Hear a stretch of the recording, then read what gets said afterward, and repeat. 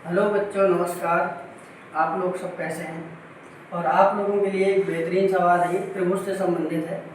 तो इस तरह के सवालों को आप लोग कैसे लगाएंगे, आप थोड़ा ध्यान दो। किसी त्रिभुज के दो कोण एक्स वाई व 40 अंश है। दोनों कोण एक्स व वाई का अंतर 40 अंश है।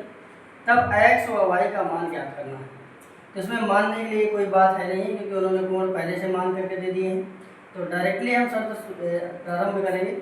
तो सबसे पहले हम लोग लिखेंगे प्रथम शर्त के अनुसार। प्रथम शर्त के अनुसार।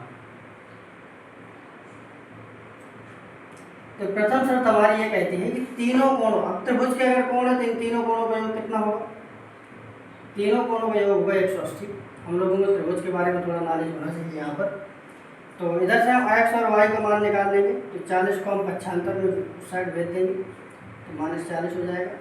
एक्स और वाई का योग 180 में से 40 घट जाएगा तो 140 आ जाएगा। और इसी को हम बना देंगे समीकरण 1। और अब आते हैं द्वितीय शर्त के अनुसार। द्वितीय शर्त के अनुसार, द्वितीय शर्त के अनुसार।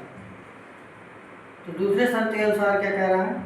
दूसरी शर्त में बोल रहा है कि दोनों कोण एक्स और वाई का अंतर 40 है।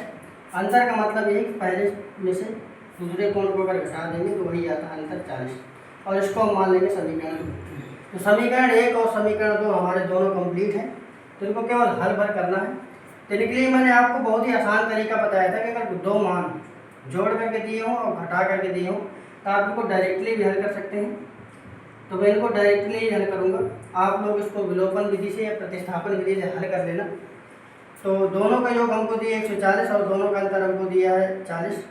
तो अगर हमको पहले वाले का मान निकालना है तो दोनों को जोड़ देंगे और आधा कर देंगे। 140 + 40 और इसका आधा हो जाएगा 2।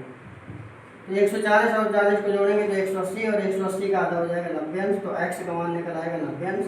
और दूसरे वाले के जब भी मान निकालेंगे तो हम क्या करेंगे, दोनों को घटा देंगे और उसको आधा कर देंगे। 140 में से 40 घट जाएगा तो बचेगा 100 और 100 का आधा हो जाएगा 50 अंश।